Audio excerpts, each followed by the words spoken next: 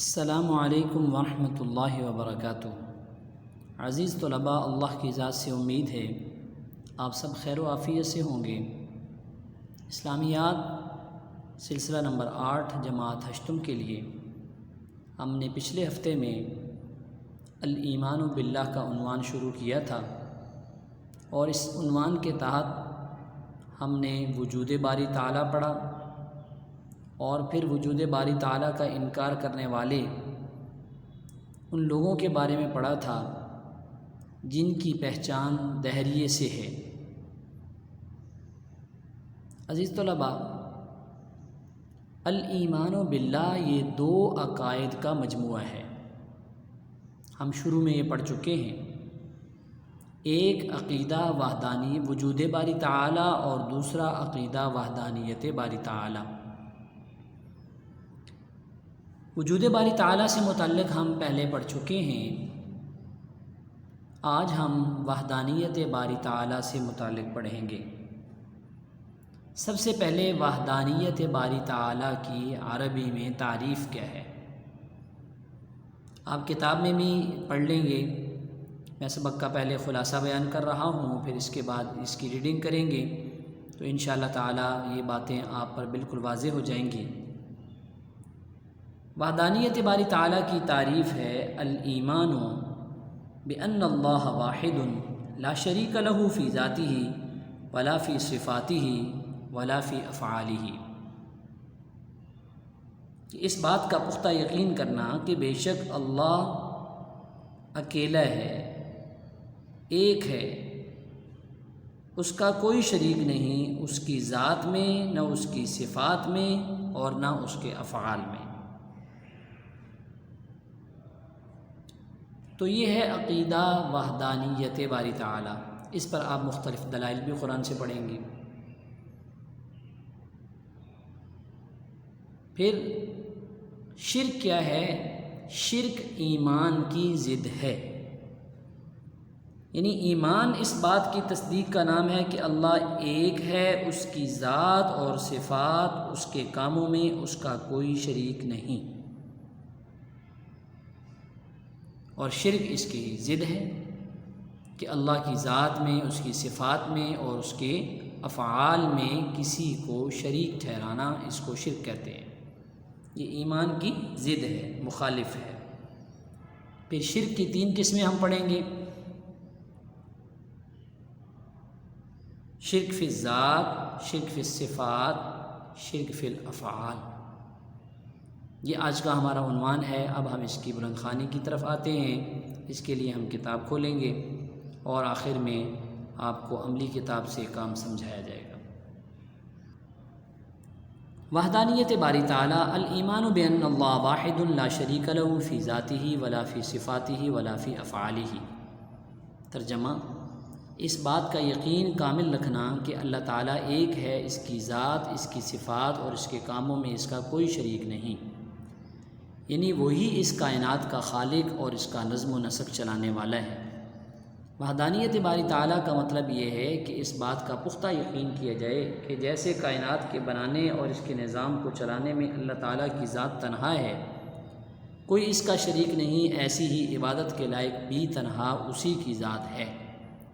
وہ ساری خوبیوں سے مزین، ایسا یکتا ہے، ایسا اکیلا ہے جس کا کوئی ہمسر نہیں، ہمسر اس کا برابر۔ سورہ اخلاص میں اللہ تعالیٰ نے اپنی وحدانیت کا اظہار اس انداز میں کیا ہے کہ اے نبی، آپ فرما دیجئے کہ وہ اللہ ایک ہے، یعنی اس کی ذات میں اس کا کوئی شریک نہیں۔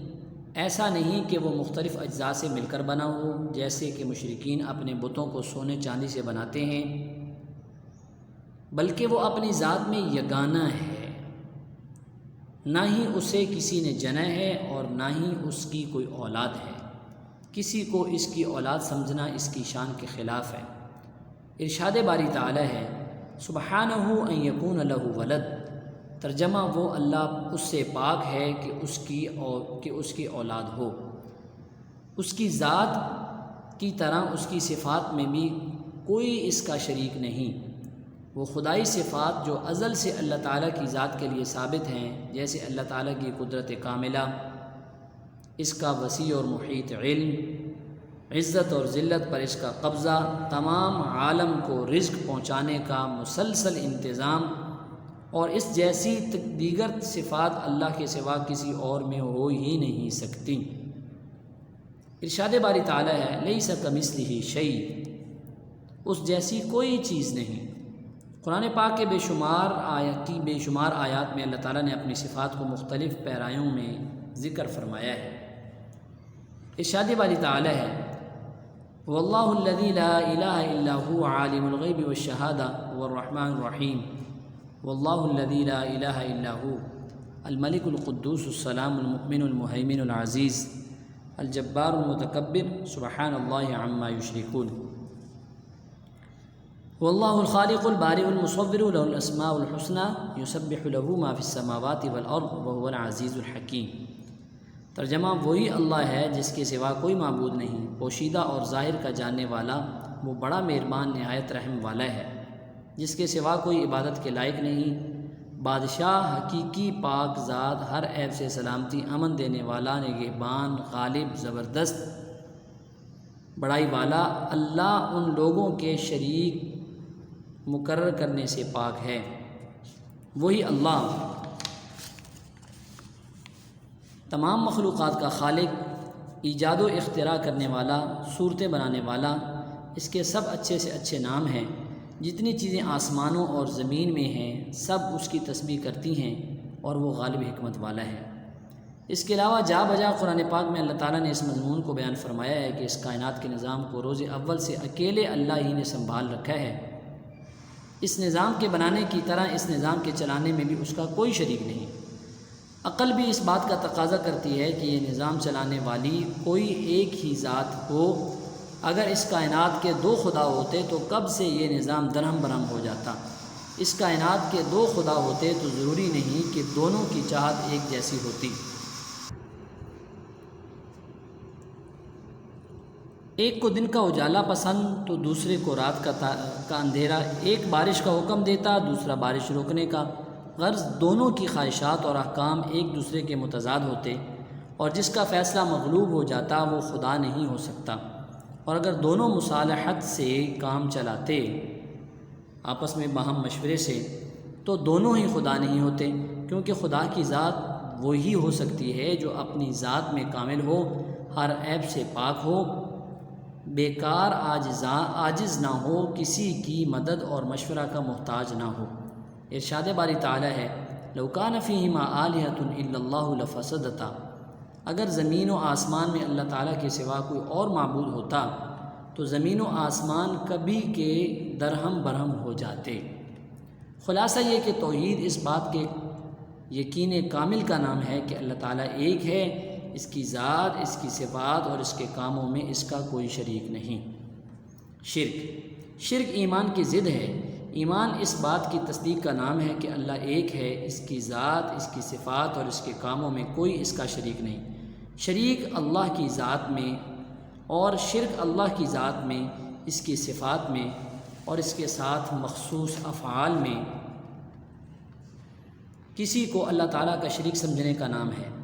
گویا ہم شرک کو 3 قسموں میں تقسیم کر سکتے ہیں۔ نمبر 1 شرک فی الذات، یعنی یہ عقیدہ رکھنا کہ اللہ تعالیٰ کی ذات اکیلی نہیں، جیسا کہ عیسائی تثلیث یعنی 3 خداؤں کے قائل ہیں۔ ان کے ہاں خدا کی ذات اکیلی نہیں بلکہ مریم علیہ السلام اور اللہ تینوں خدا ہیں، نعوذ باللہ۔ نمبر 2 شرک فی الصفات، یعنی ان صفات میں جو اللہ تعالیٰ کی ذات کے ساتھ خاص ہیں کسی کو اللہ کا شریک کرنا، جیسے یہ عقیدہ رکھنا کہ اللہ کے سوا کوئی اور ہستی بھی بارش برسا سکتی ہے، اولاد دے سکتی ہے، نفع نقصان پہنچا سکتی ہے، عزت اور ذلت دے سکتی ہے، اللہ کے سوا کوئی اور ذات بھی عالم الغیب ہو سکتی ہے، وغیرہ۔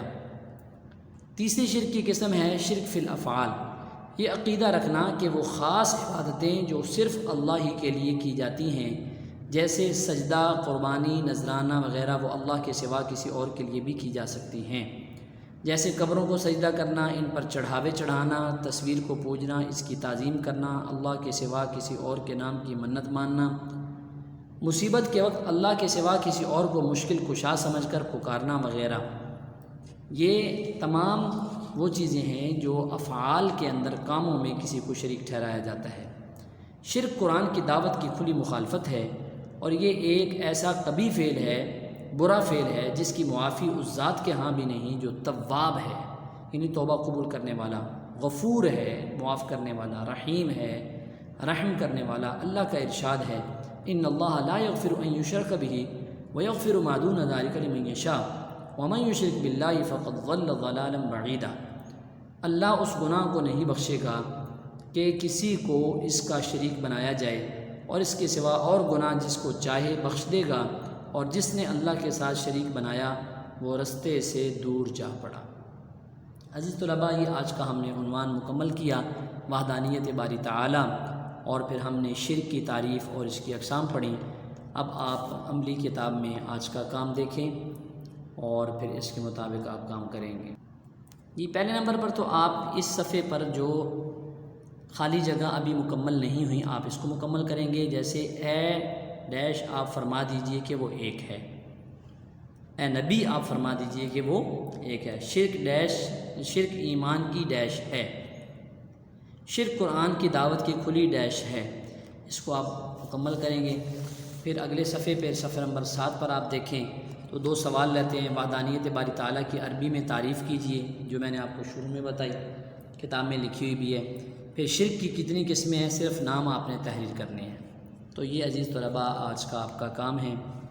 آپ نے یہ عقیدہ وحدانیت باری تعالیٰ کے بارے میں جو ہم نے پڑھا ہے، آپ نے اچھی طرح سے اس کو یاد کرنا ہے اور عملی کتاب کے اندر کام بھی کرنا ہے۔ اللہ آپ کا حامی و ناصر ہو۔ السلام علیکم ورحمۃ اللہ وبرکاتہ۔